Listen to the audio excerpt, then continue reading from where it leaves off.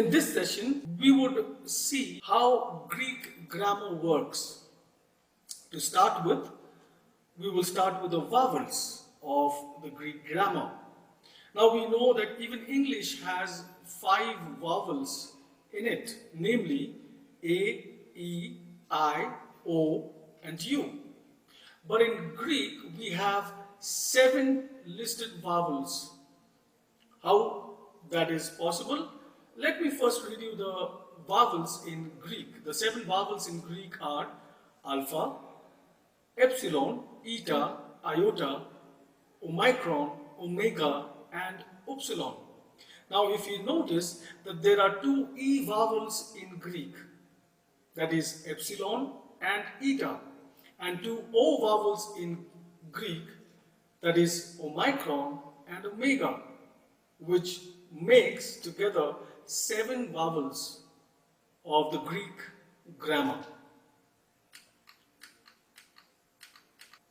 What are consonants? There are 17 letters that are called or known as consonants in Greek. Now, when we are talking about the consonants, leaving out the 17 consonants, the others are all vowels. Now, there is an issue that I want to point it out at the outset of our discussion today, that when the alphabet or when the letter gamma, double gamma comes, or a combination of gamma or kappa or gamma or chi comes into a word, then that word is pronounced as ng. Like for example, the word angelos, you see, alpha, gamma, gamma, epsilon, logos, omicron, and sigma, the second sigma which comes at the end of the word, angelos. So it will not pronounce as aggelos, but it would rather pronounce as angelos. So that ng sound comes or appears when there is a combination of double gamma or a gamma and kappa and a combination of gamma and chi in it.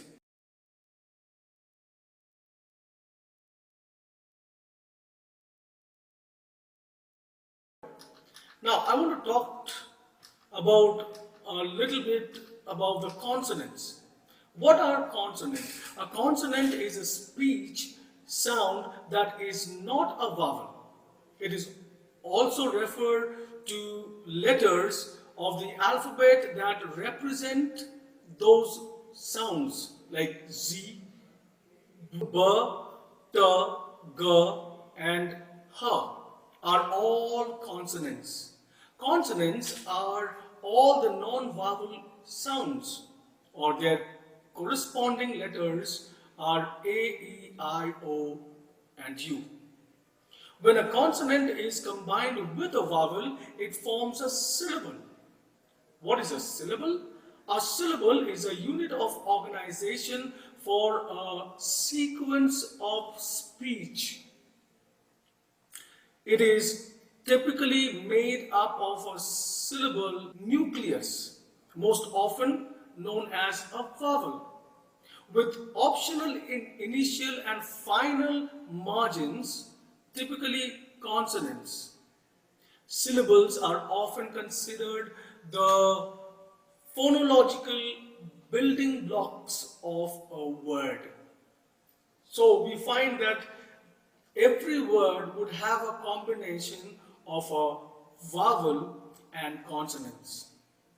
Now, if we have only consonants, then probably we will not be able to have that building block or the phonological building block of the word for us to correctly pronounce it the way it is supposed to be pronounced. We find that these syllables are formed with the combination of the consonants and the vowels. So we find that every word in Greek would have the combination of consonants and vowels.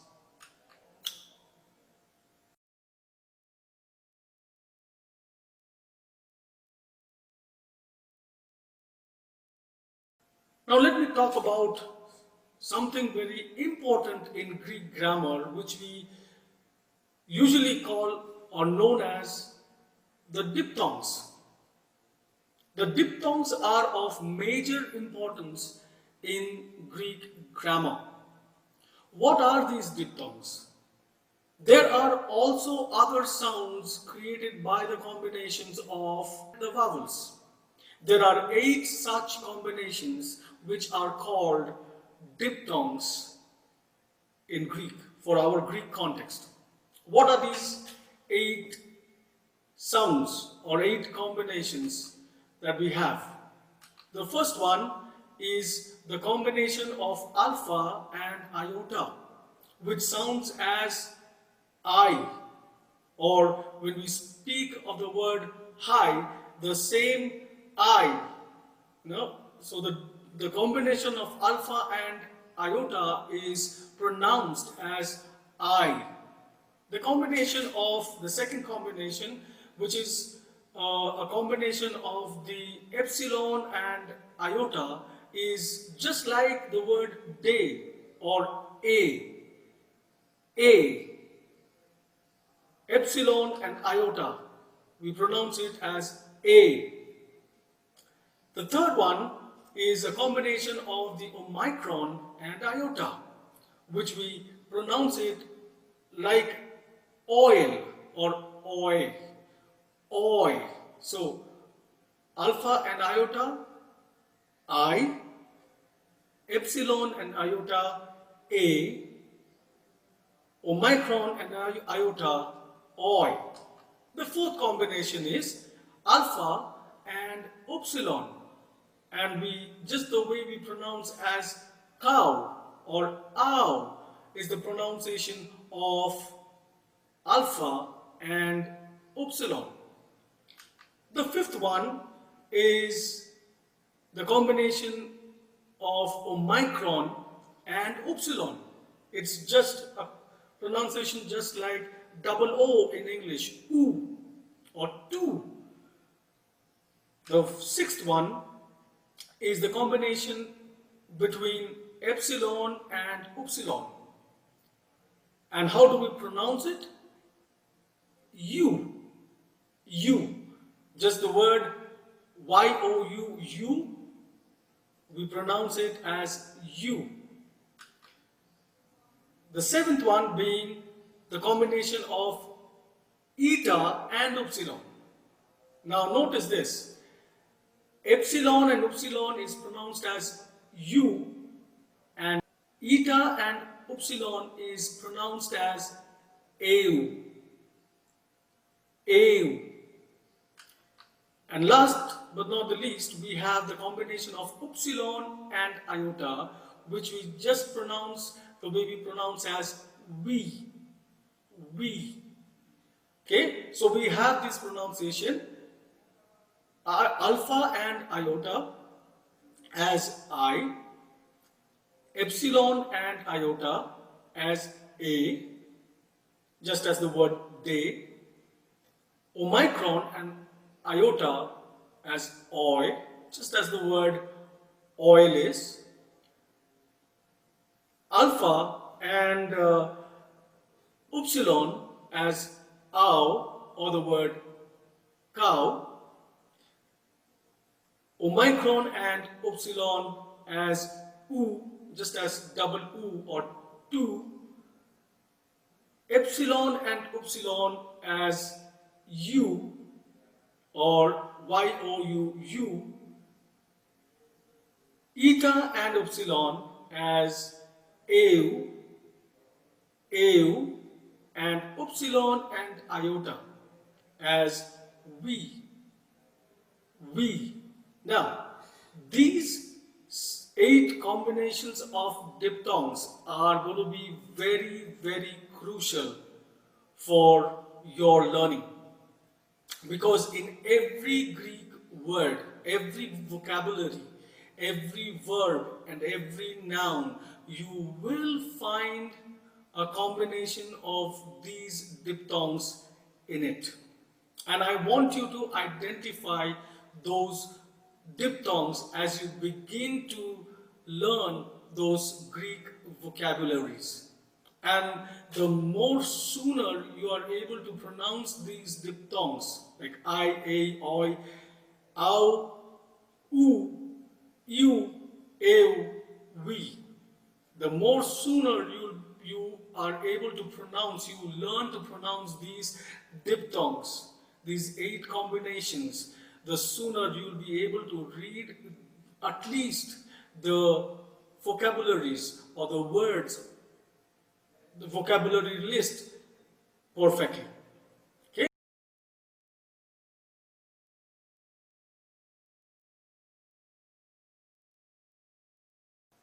Okay, let's move on to the next phase of learning in Greek grammar. We're going to talk about something called the breathing marks. As I have already mentioned, the diphthong is one of those things that we need to know and know it fast for our own self-learning. Breathing marks are something that we need to learn and we need to know and identify and see what is this breathing mark all about. There are 2 breathing marks in Greek. Namely, one is smooth or soft breathing mark, which has no sound. Okay, just help register this within your memory that smooth breathing mark has no sound attached to it. How do we identify the smooth breathing mark? We find that there will be a comma, just like an inverted comma. Now this comma is going to be over one of the vowels, and it is just like the inverted comma as in English. This is known as the smooth breathing mark, smooth or soft breathing mark, which has no sound in it. The second breathing mark is called the rough or hard breathing mark, which has a sound in it. Now, how do we identify? We identify this particular breathing mark just the opposite of the inverted comma in English, which will appear on top of one of the vowels in Greek. Rough or hard breathing mark, and register this as well, that this will contain a sound with it. For example, the smooth or soft breathing mark has no sound as we have learnt it earlier. For example, the word X. Okay, we find that the breathing mark is on top of, the smooth breathing mark is on top of the letter epsilon, and therefore there is no sound in it. We just pronounce it the way it is, X. Rough or hard breathing mark, which has a sound. Now, for example, the same word, epsilon with a rough breathing on top of it, and psi. This will pronounce as hex. This will pronounce as hex. So wherever there is a rough breathing mark, the pronunciation of H will be added. Sound is produced on the following letter. You see? Now notice that Greek don't have any letter in its alphabet that pronounces as H. So how do we produce an H in Greek is through the rough breathing mark. Every Greek word beginning with a vowel or a diphthong, notice this, every Greek word beginning with a vowel or a diphthong or the letter rho has a breathing mark which is written above the vowel or rho. For example, RK, Hemera, Rema. RK, Hemera, Rema. Now, if a word begins with a diphthong, the breathing mark is written above the second letter of diphthong. For example, autos or hutos. Autos or hutos. Don't worry about the meaning right now. Just follow the session. The third thing, words beginning with the letter upsilon and rho will always have a rough breathing mark on it and never a smooth breathing mark. Like for example, hupo or rumai, rumai, hupo or rumai. Now, the other thing is, you will find certain times, certain letters will have the breathing mark just at the end of the word. There is a consonant, there is a vowel, but the breathing mark does not appear on top of the vowel, but it is just at the end of the vowel. What does this signify? This signifies that this is not a breathing mark, but an elision mark. Okay, this mark is known as an elision mark, showing that a vowel is dropping off at the end of the word. Okay, when you have a sign like this, then it is not a breathing mark, but it is an elision mark which shows that a vowel is dropping off at the end of the word.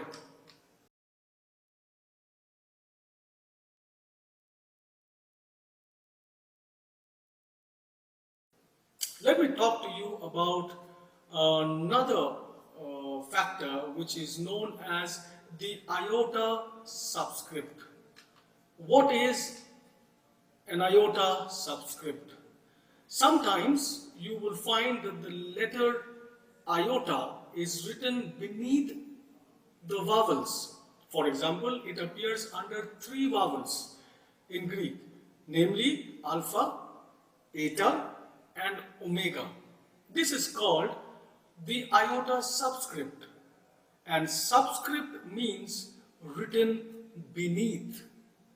Now, the Iota subscript will not make any changes whatsoever in the pronunciation of the vowel above it.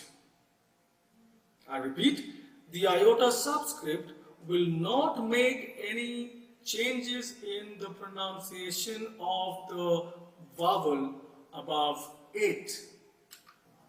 Then we will look at the accents. There are 3 types of accents in Greek.